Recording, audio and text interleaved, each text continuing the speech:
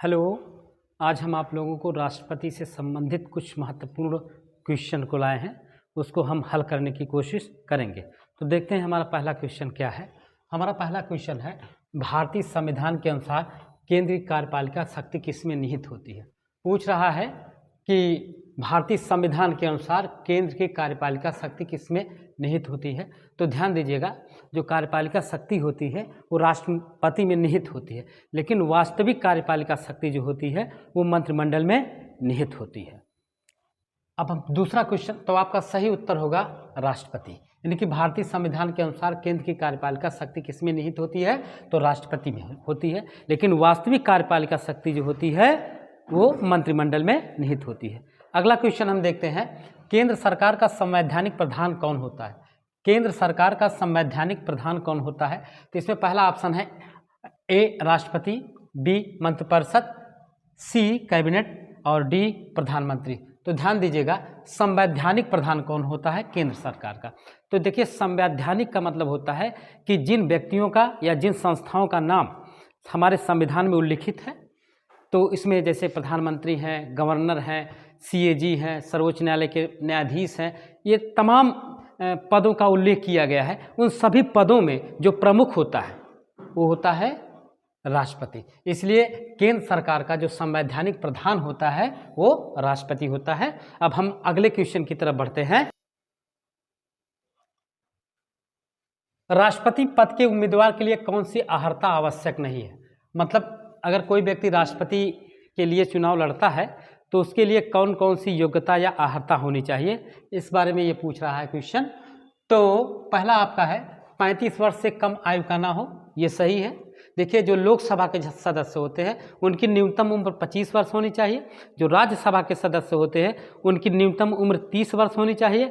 जो राष्ट्रपति होता है उसकी न्यूनतम उम्र 35 वर्ष होनी चाहिए। तो आपका पहला ऑप्शन ये सही है कि राष्ट्रपति पद के उम्मीदवार के लिए कौन सी अर्हता आवश्यक नहीं है। तो 35 वर्ष से कम आयु का ना हो, ये सही आपका है, 35 वर्ष होना चाहिए कम से कम। और दूसरा हमारा है लोकसभा की सदस्यता प्राप्त करने की योग्यता रखता हो, ये भी सही है कि वह व्यक्ति जो है लोकसभा सदस्य बनने की योग्यता प्राप्त रखता हो। हाँ, यहाँ पर एक चीज़ और आ जाता है कि जब लोकसभा सदस्य बनने की योग्यता वह व्यक्ति रखता हो तो इसका मतलब वो पढ़ा लिखा हो या ना हो, ये भी एक मायने रखता है।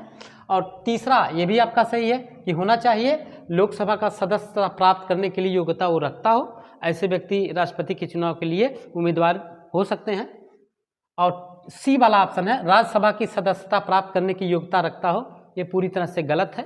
राज्यसभा सदस्यता प्राप्त करने के लिए योग्यता नहीं होनी चाहिए लोकसभा सदस्यता प्राप्त करने की योग्यता। और अगला हमारा क्वेश्चन, अगला इसमें है क्वेश्चन, कोई भी लाभ का पद ना धारण किया हो, ये भी सही है। अगर वह व्यक्ति लाभ का पद धारण करता है तो वह राष्ट्रपति का चुनाव नहीं लड़ सकता है। तो इसमें हमारा सिर्फ एक क्वेश्चन आपका इसमें एक गलत आता है, जो आपका है सी, राज्यसभा की सदस्यता प्राप्त करने की योग्यता रखता हो, ऐसा नहीं होता। बाकी तीनों सही है। 35 वर्ष से कम आयु का ना हो वह व्यक्ति जो राष्ट्रपति का चुनाव लड़ रहा है, और दूसरा है लोकसभा की सदस्यता प्राप्त करने की योग्यता रखता हो, ये भी होना चाहिए। और आपका जो डी वाला ऑप्शन है कोई भी लाभ का पद धारण ना किया हो, ये भी होना चाहिए, तभी वह व्यक्ति राष्ट्रपति का चुनाव लड़ सकता है। हम अगले क्वेश्चन पर आते हैं। राष्ट्रपति पद के निर्वाचन हेतु उम्मीदवार की अधिकतम आयु कितनी होनी चाहिए। यानी कि अगर कोई व्यक्ति राष्ट्रपति का चुनाव लड़ना चाहता है तो उसकी न्यूनतम या अधिकतम आयु कितनी होनी चाहिए। तो ध्यान दीजिएगा, उसकी जो अधिकतम आयु है इसमें दिया गया है 65 वर्ष, 70 वर्ष, 75 वर्ष, कोई सीमा नहीं। आपका सही उत्तर होगा कोई सीमा नहीं, क्योंकि ये राजनीतिक पद है। इस राजनीतिक पद में अधिकतम कोई उम्र सीमा नहीं देखी जाती है। अगर वह व्यक्ति 50 साल का है, 60 साल का है, 70 साल का है, 80 साल का है, तब भी वह राष्ट्रपति के लिए चुनाव लड़ सकता है। हाँ, अब हम आते हैं अगले क्वेश्चन पर। हमारा अगला क्वेश्चन है, राष्ट्रपति को पद की गोपनीयता का शपथ कौन दिलवाता है। यानी कि राष्ट्रपति पद पर अगर कोई व्यक्ति जीत जाता है, राष्ट्रपति पद प्राप्त कर लेता है, तो उसको गोपनीयता का शपथ कौन दिलवाता है। तो गोपनीयता का शपथ जो दिलवाया जाता है वो दिलवाते हैं, ये प्रधानमंत्री नहीं दिलवाता है, क्योंकि प्रधानमंत्री की नियुक्ति राष्ट्रपति करता है। लोकसभा का अध्यक्ष ये भी नहीं दिलवाता है, और सर्वोच्च न्यायालय का मुख्य न्यायाधीश।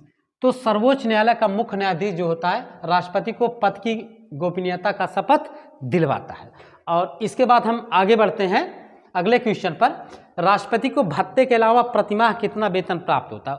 राष्ट्रपति के वेतन के बारे में पूछा गया है, तो ध्यान दीजिएगा। इसमें जो केंद्रीय कर्मचारी या जितने भी केंद्रीय अधिकारी होते हैं उनका वेतन संसद के द्वारा बढ़ाया जाता है। तो इस समय वर्तमान में जो राष्ट्रपति का वेतन है वो 5 लाख रुपए है। तो इसमें जो है ये चारों के चारों ऑप्शन आपके गलत है। वर्तमान में राष्ट्रपति का जो वेतन है वो 5 लाख रुपए है। चलिए हम आगे क्वेश्चन बढ़ते हैं, आगे का क्वेश्चन लेते हैं। आगे का क्वेश्चन है राष्ट्रपति के निर्वाचन हेतु निर्वाचक मंडल के सदस्य कौन होते हैं? मतलब कौन कौन से लोग राष्ट्रपति के निर्वाचन में भाग लेते हैं? तो ध्यान दीजिएगा, राष्ट्रपति के निर्वाचन में भाग लेने वाले जो सदस्य होते हैं वो 4 तरह के होते हैं। तो पहले हो गए लोकसभा के निर्वाचित सदस्य, दूसरे राज्यसभा के निर्वाचित सदस्य, और तीसरे जो सदस्य होते हैं वो राज्यों की जो विधानसभाओं के निर्वाचित सदस्य होते हैं, और चौथे जो अगले होते हैं वो जो केंद्र शासित प्रदेश है जहां पर विधानसभाएं हैं, विशेष करके वर्तमान में आपका दिल्ली और पुडुचेरी के जो विधायक होते हैं वो वोट देते हैं। तो ये 4 तरह के लोग राष्ट्रपति के चुनाव में भाग लेते हैं। तो जरा क्वेश्चन को देख लेते हैं, क्वेश्चन में क्या है, क्या इसमें उत्तर दिया गया है, क्या क्या। तो इसमें पहला है संसद के निर्वाचित सदस्य, दूसरा है संसद के दोनों सदनों एवं राज्य विधानसभाओं के केवल निर्वाचित सदस्य। संसद के दोनों सदनों, एक सदन होता है लोकसभा, दूसरा होता है राज्यसभा, एवं राज्य विधानसभाओं के केवल निर्वाचित सदस्य। तो आपका उत्तर यही सही होगा, ठीक है। अब तीसरा देखते हैं, संसद के दोनों सदनों राज्य विधानसभाओं के सभी सदस्य पूरी तरह से गलत है।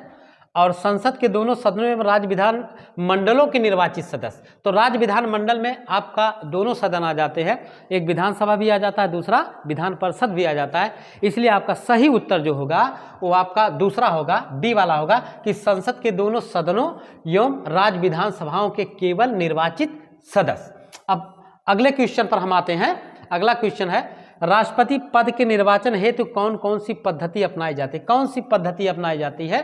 तो सबसे पहली बात हम देख लेते हैं इसमें कि राष्ट्रपति का जो चुनाव होता है अप्रत्यक्ष निर्वाचन के आधार पर होता है, और इसी आधार के अंतर्गत जो है अनुपातिक प्रतिनिधित्व एवं एकल संक्रमणीय मत पद्धति द्वारा होता है। अब हम अगले क्वेश्चन पर चलते हैं। हमारा अगला क्वेश्चन है, क्या राष्ट्रपति के वेतन एवं भत्ते को आयकर की छूट प्राप्त होती है? पूरी तरह से प्राप्त होती है। राष्ट्रपति को जो वेतन मिलता है वो आयकर से छूट होता है, उसमें टैक्स नहीं देना पड़ता है। अगला क्वेश्चन देखते हैं, राष्ट्रपति पद के चुनाव संबंधित विवाद को किसे निर्देशित किया जा सकता है? मतलब राष्ट्रपति के पद के लिए अगर कोई व्यक्ति चुनाव में खड़ा है और बाय द वे किसी प्रकार की कोई धांधली हो जाती है, किसी प्रकार की कोई गड़बड़ी हो जाती है, तो उसका निपटारा जो किया जाता है वो सर्वोच्च न्यायालय में किया जाता है, संसद में नहीं किया जाता। ना लोकसभा ना निर्वाचन आयोग उसका करता है। निर्वाचन आयोग का काम सिर्फ निर्वाचन कराना है, और निर्वाचन के दौरान अगर किसी प्रकार की कोई गड़बड़ी होती है, ठीक है, तो उस विवाद को सुलझाने के लिए जो है सर्वोच्च न्यायालय को उस मामले को सर्वोच्च न्यायालय में ले जाया जाता है। तो आपका सही उत्तर होगा सर्वोच्च न्यायालय। अगला हम क्वेश्चन देखते हैं। अगला क्वेश्चन है, राष्ट्रपति अपना त्यागपत्र किसे संबोधित करता है? राष्ट्रपति अपना त्यागपत्र किसे संबोधित करता है? तो राष्ट्रपति अपना त्यागपत्र जो संबोधित करता है वो, ध्यान दीजिएगा, उपराष्ट्रपति को संबोधित करता है। उपराष्ट्रपति अपना त्यागपत्र राष्ट्रपति को संबोधित करता है, एक दूसरे को अपना त्यागपत्र देते हैं, ठीक है। प्रधानमंत्री नहीं है, लोकसभा के अध्यक्ष नहीं, सर्वोच्च न्यायालय के मुख्य न्यायाधीश नहीं है। आपका सही उत्तर होगा कि उपराष्ट्रपति, मतलब राष्ट्रपति अपना त्यागपत्र जो होता है वो उपराष्ट्रपति को देता है। हाँ, अगला क्वेश्चन देखते हैं, क्या राष्ट्रपति को कार्यकाल पूरा होने से पूर्व हटाया जा सकता है? यानी कि राष्ट्रपति का जो कार्यकाल होता है वो 5 वर्ष का होता है, तो क्या 5 वर्ष पहले ही राष्ट्रपति को हटाया जा सकता है? देखिए, राष्ट्रपति 2 आधारों पर हटता है, या तो वो खुद त्यागपत्र दे, अगर वो त्यागपत्र देता है तो पेंशन पाता रहेगा, अगर उसे महाभियोग के द्वारा हटाया गया तो उसे पेंशन नहीं दिया जाता है। तो क्वेश्चन देख लेते हैं, राष्ट्रपति को कार्यकाल पूरा होने के पूर्व हटाया जा सकता है? एकदम नहीं हटाया जा सकता है। पहली बात, वह त्याग पत्र स्वतः दे सकता है, ठीक है।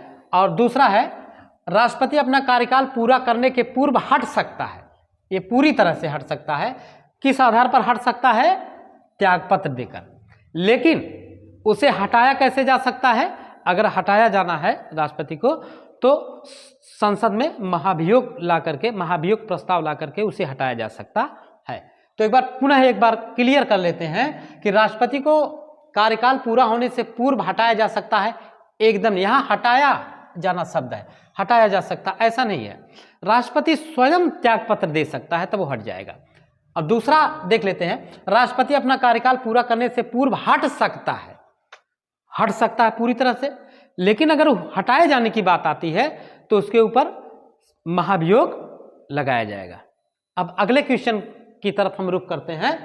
अगला हमारा क्वेश्चन है, भारत का राष्ट्रपति राष्ट्र का प्रमुख है, सरकार का प्रमुख है, राष्ट्र एवं सरकार दोनों का प्रमुख है, उपर्युक्त तो कोई नहीं। तो ध्यान दीजिएगा, जो भारत का राष्ट्रपति होता है वो राष्ट्र का प्रमुख होता है। ध्यान दीजिएगा, राष्ट्र का प्रमुख होता है। और जो सरकार का प्रमुख होता है, शासन का प्रमुख होता है, वो प्रधानमंत्री होता है। तो यहाँ सही उत्तर होगा कि भारत का राष्ट्रपति जो है राष्ट्र का प्रमुख होगा। उसी तरह से अगर देखा जाए, राज्यों में राज्यपाल जो होता है वो राज्य का प्रमुख होता है, और मुख्यमंत्री जो होता है वो राज्य का क्या होता है? मुख्यमंत्री जो होता है वो राज्य का शासनाध्यक्ष होता है। और अगर केंद्र की हम बात करें तो केंद्र में जो होता है वो प्रधानमंत्री सरकार का प्रमुख होता है ना। और राज्यों में मुख्यमंत्री जो है सरकार का प्रमुख होता है। और राष्ट्रपति की बात करें तो राष्ट्रपति क्या होता है? राष्ट्र का प्रमुख होता है। और राज्य की प्रमुख की बात करें राज्यों में तो राज्यपाल प्रमुख होता है, ठीक है। अब अगले क्वेश्चन पर हम आ जाते हैं। हमारा अगला क्वेश्चन है, चलिए अगला क्वेश्चन देखते हैं। एक व्यक्ति राष्ट्रपति पद के लिए कितनी बार निर्वाचित हो सकता है? इसमें क्वेश्चन दे रहा है कि एक व्यक्ति राष्ट्रपति पद के लिए कितनी बार निर्वाचित हो सकता है। तो भारत में ये परंपरा रही है भी कि भारत में कोई भी व्यक्ति जो है कई बार चुनाव लड़ सकता है और निर्वाचित हो सकता है। हाँ, अमेरिका की अगर हम बात करें तो अमेरिका के जो राष्ट्रपति होते हैं वो सिर्फ 2 ही बार जो है राष्ट्रपति का पद प्राप्त कर सकते हैं, तीसरी बार नहीं। लेकिन भारत में कोई भी व्यक्ति कितनी बार भी चुनाव लड़ सकता है और कितनी बार भी वो राष्ट्रपति बन सकता है। अगले क्वेश्चन पर हम आ जाते हैं। हमारा अगला क्वेश्चन है, अगले क्वेश्चन पर आते हैं। अपने कार्यकाल के दौरान त्याग पत्र देने पर भी क्या राष्ट्रपति को आजीवन पेंशन मिलती है? हाँ, पूरी तरह से मिलती है। अभी इसके पहले मैंने आप लोगों को बताया था कि अगर राष्ट्रपति अपने से त्याग पत्र देता है तो उसको आजीवन पेंशन मिलता रहेगा। लेकिन अगर महाभियोग के द्वारा उसे हटाया जा रहा है तो उसे पेंशन वगैरह कुछ नहीं मिलता है। हमारा अगला क्वेश्चन है कि राष्ट्रपति के निर्वाचन में पहला ऑप्शन है केंद्र को अधिक महत्व दिया गया है, राज्यों को अधिक महत्व दिया गया है, केंद्र एवं राज्यों के मध्य बराबरी बनाए रखा गया है, उपयुक्त में से कोई नहीं। तो हमारा सही जो उत्तर होगा वो होगा सी, केंद्र एवं राज्यों के मध्य बराबरी बनाए रखा गया है।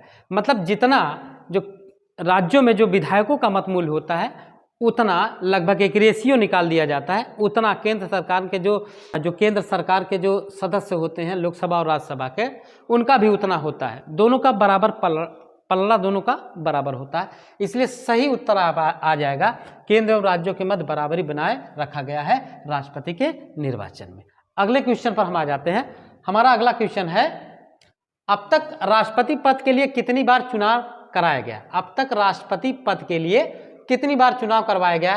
तो ऑप्शन ए है 10, ऑप्शन बी है 12, ऑप्शन सी है 14 और ऑप्शन डी है 15। तो इतना हमें ध्यान देना है कि अब तक जो है, ध्यान दीजिएगा, 1950 से लेकर के 1950 में जब डॉक्टर राजेंद्र प्रसाद को राष्ट्रपति बनाया गया था और आपका जुलाई 2022 तक 19 बार राष्ट्रपति का चुनाव हो चुका है। 19 बार राष्ट्रपति का चुनाव हो चुका है, जिसमें से 3 कार्यवाहक राष्ट्रपति हुए हैं जो अपदस्थ राष्ट्रपति की मृत्यु के बाद हुए हैं।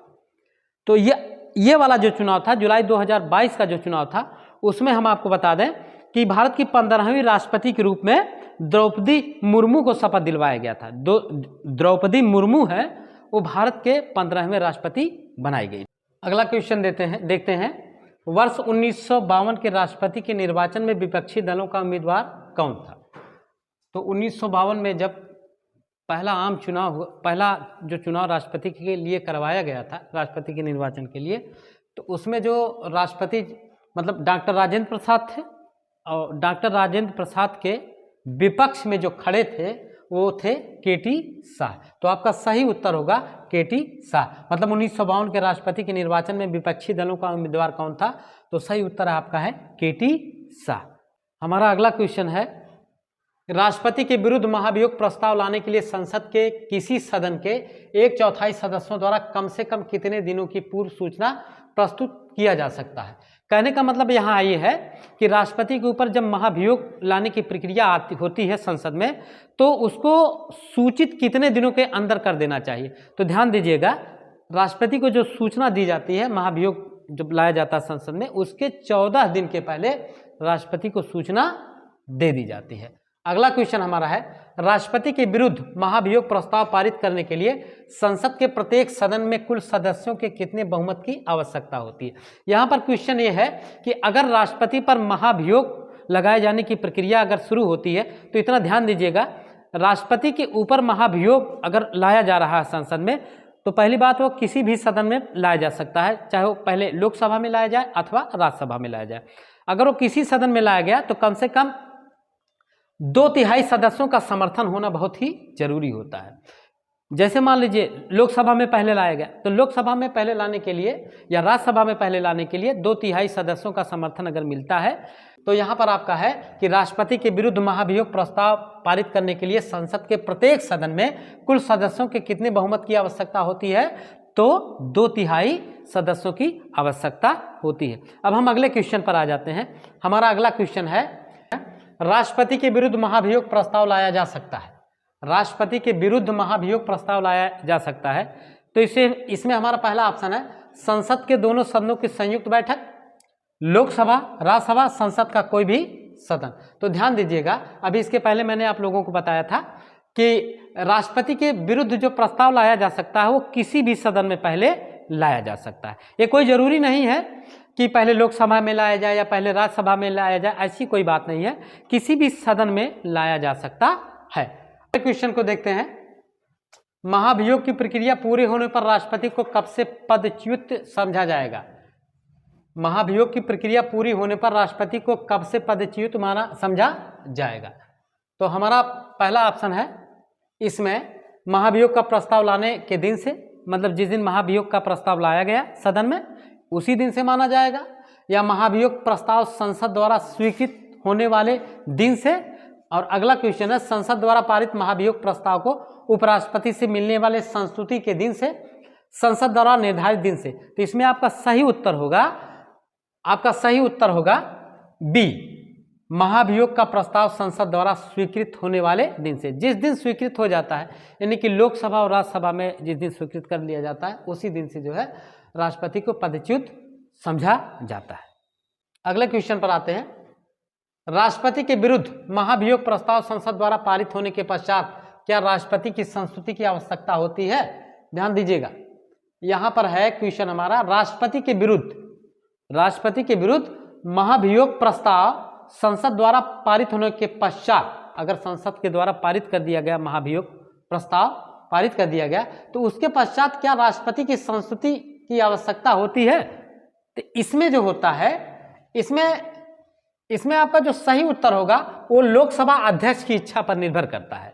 अगर लोकसभा अध्यक्ष चाहे तो राष्ट्रपति के भेज सकता है राष्ट्रपति के पास, अथवा नहीं भेज सकता है।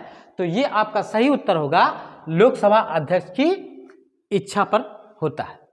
अब उसके बाद हमारा अगला क्वेश्चन आता है कि महाभियोग प्रक्रिया के आरोपों की जांच के दौरान, मतलब जब महाभियोग प्रक्रिया शुरू होती है तो उसके द्वारा जो उसके अंतर्गत उसी के दौरान जो जांच की प्रक्रिया शुरू होती है, ठीक है, तो जांच के दौरान क्या राष्ट्रपति स्वयं संसद में उपस्थित होकर या अपने प्रतिनिधि के माध्यम से अपना स्पष्टीकरण प्रस्तुत कर सकता है? हाँ, पूरी तरह से कर सकता है।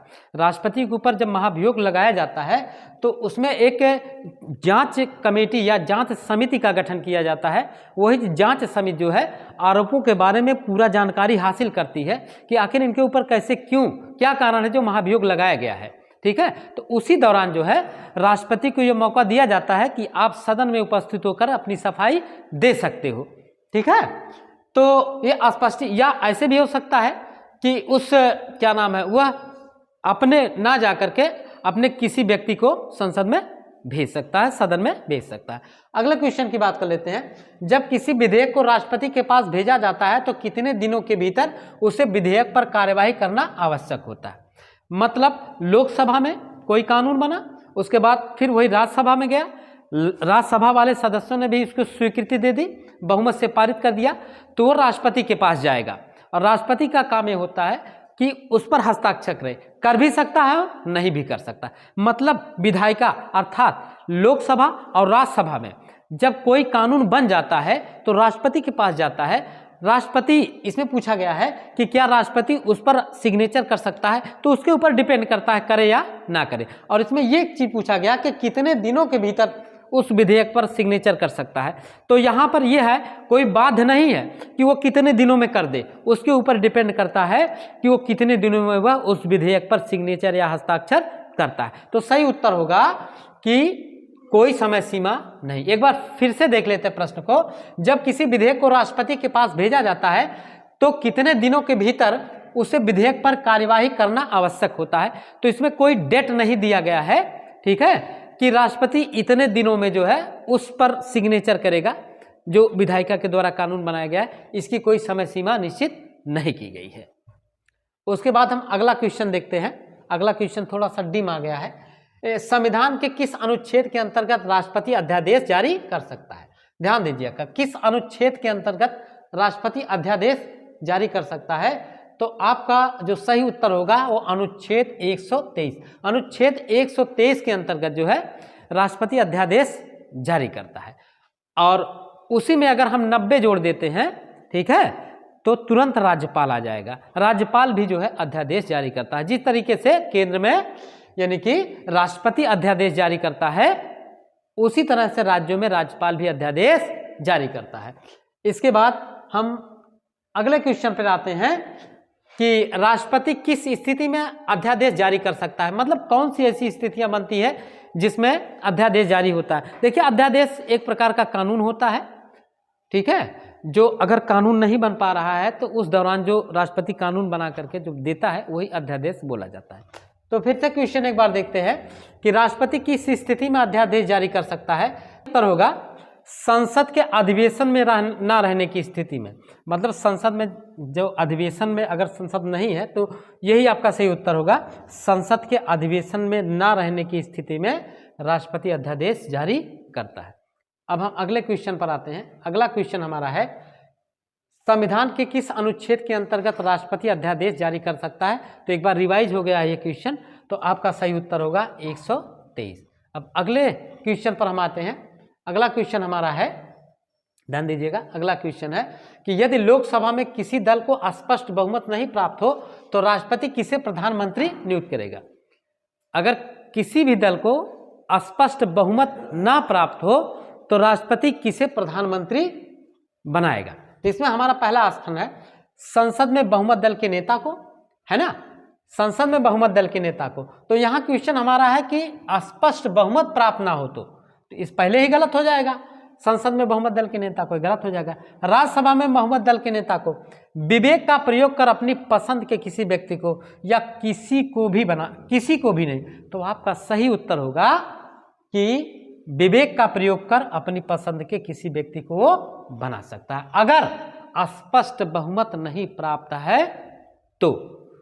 अब अगले क्वेश्चन पर हम आ जाते हैं। हमारा अगला क्वेश्चन है कि क्या राष्ट्रपति किसी ऐसे व्यक्ति को केंद्रीय मंत्री के पद पर नियुक्त कर सकता है जिसका नाम प्रधानमंत्री द्वारा सुझाया ना गया हो? तो ध्यान दीजिएगा कि राष्ट्रपति को संविधान के अनुसार ही कार्य करना पड़ता है। राष्ट्रपति अपनी मर्जी से किसी को भी मंत्री नहीं बना सकता है। राष्ट्रपति उसी को मंत्री बनाता है जिसका नाम प्रधानमंत्री देता है कि इन्हें मंत्री बनाना है। तो आपका सही उत्तर होगा नहीं। तो देख लेते हैं फिर से, क्या राष्ट्रपति किसी ऐसे व्यक्ति को केंद्रीय मंत्री के पद पर नियुक्त कर सकता है जिसका नाम प्रधानमंत्री द्वारा सुझाया ना गया हो? एकदम नहीं कर सकता है। आपका सही उत्तर होगा नहीं। प्रधानमंत्री जब नाम सुझाता है तो उसी को ही ये मंत्री राष्ट्रपति बनाते हैं। हमारा अगला क्वेश्चन है कि भारतीय संविधान के अनुसार केंद्र की कार्यपालिका शक्ति किसमें नियुक्त होती है। तो केंद्र की कार्यपालिका शक्ति जो होती है, इसके पहले मैंने बताया था कि जो कार्यपालिका शक्ति होती है, जो कार्यपालिका प्रमुख होता है या कार्यपालिका अध्यक्ष होता है, वो होता है राष्ट्रपति। तो जो होती है केंद्र की कार्यपालिका जो होती है राष्ट्रपति में निहित होती है, और वास्तविक केंद्र की कार्यपालिका जो होती है, वास्तविक शक्ति मंत्रिमंडल में निहित होती है। चलिए अगले क्वेश्चन पर आते हैं। नामांकन के समय राष्ट्रपति पद के उम्मीदवार को जमानत के तौर पर कितने रुपए जमा करना पड़ता है? मतलब कोई व्यक्ति अगर राष्ट्रपति के चुनाव के लिए उम्मीदवार खड़ा होता है तो निर्वाचन आयोग के द्वारा जो है इस वर्तमान समय में 15,000 रुपये जो है जमानत राशि के तौर पर जमा करनी पड़ती है। वर्तमान में 15,000 रुपये जमानत राशि है। अब अगले क्वेश्चन पर हम बढ़ जाते हैं।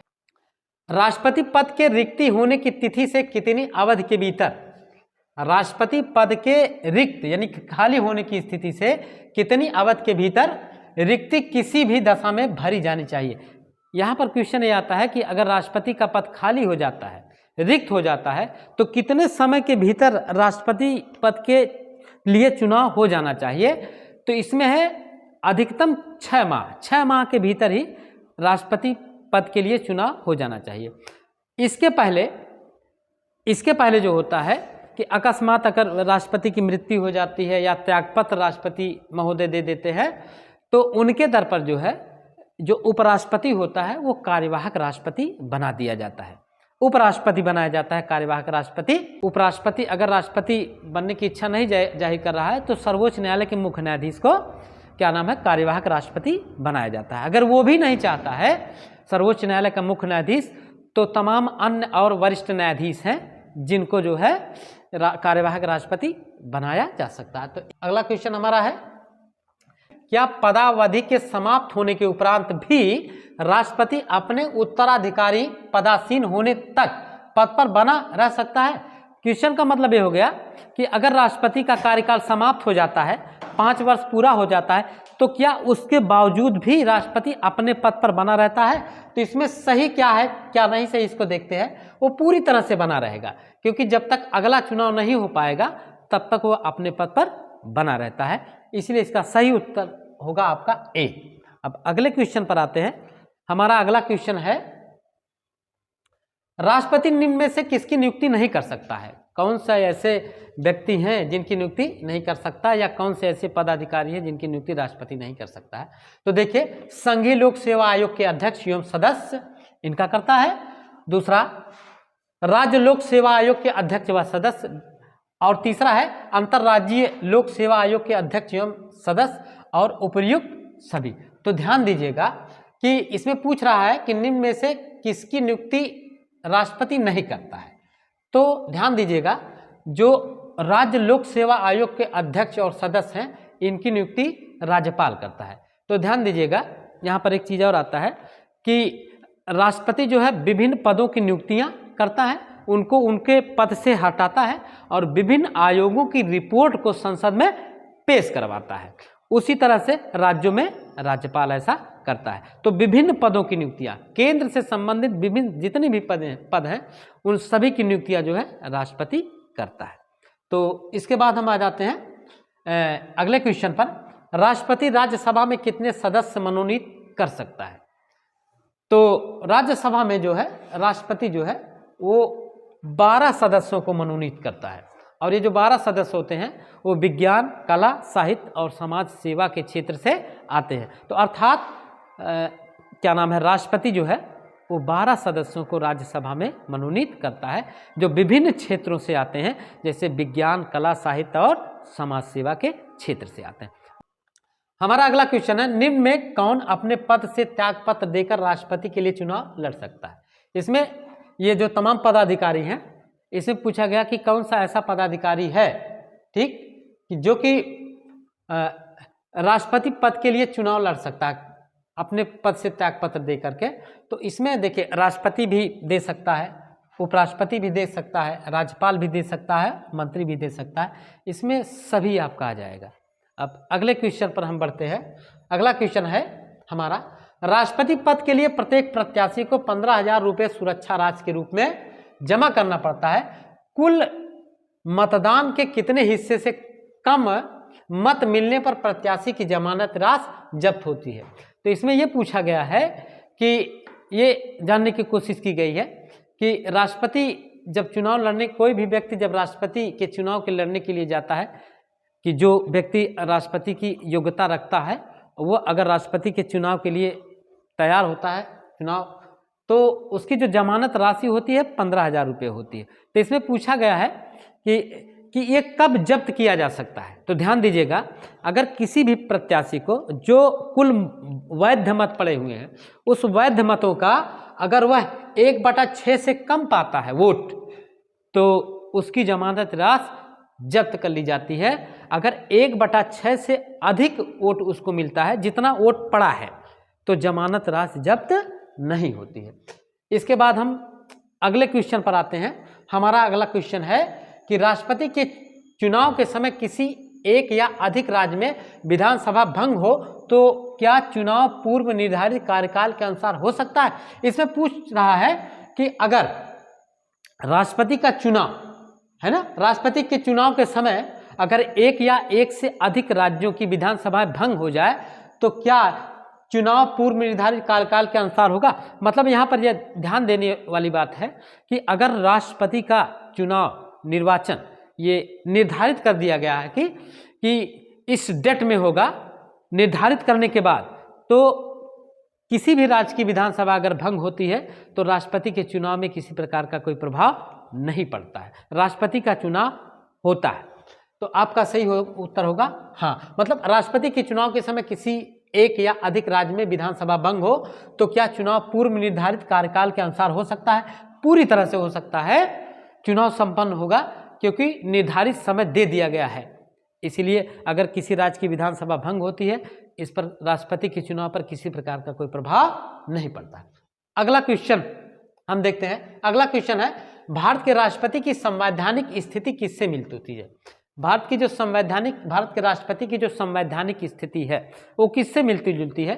तो ध्यान दीजिएगा, हमारे यहाँ की जो क्या नाम है संसदीय शासन प्रणाली और जो कार्यपालिका संघीय शासन प्रणाली, विशेष कार्यपालिका की अगर बात करें तो ब्रिटेन के पार्लियामेंट से ली गई है। ब्रिटेन तो जैसे ब्रिटेन की महारानी है उसी तरह से उसी के समतुल्य जो है भारत के राष्ट्रपति हैं। तो ध्यान देने वाली बात यहाँ पर यह है कि जो ब्रिटेन में जो राजा या रानी होते हैं, ठीक है, तो वंशानुगत होते हैं, लेकिन भारत में राष्ट्रपति जो होता है वो निर्वाचित होता है।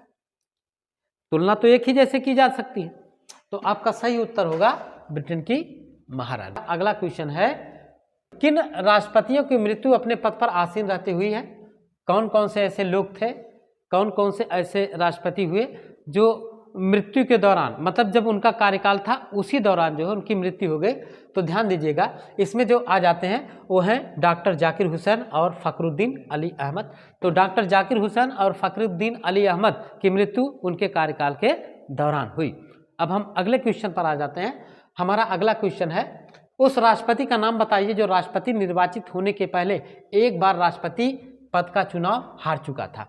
ध्यान दीजिएगा, उस राष्ट्रपति का नाम बताइए जो राष्ट्रपति निर्वाचित होने के पहले, यानी राष्ट्रपति निर्वाचित नहीं हुए थे, उसके पहले हार गए थे, लेकिन दोबारा उनको निर्विरोध चुन लिया गया था। तो हम वो आ रहे हैं नीलम संजीव रेड्डी। तो नीलम संजीव रेड्डी ही ऐसे हैं जो कि राष्ट्रपति निर्वाचित होने के पहले एक बार राष्ट्रपति पद का चुनाव वो हार चुके थे, उसके बाद दोबारा वो निर्विरोध चुने गए। तो आपके आते हैं नीलम संजीव रेड्डी।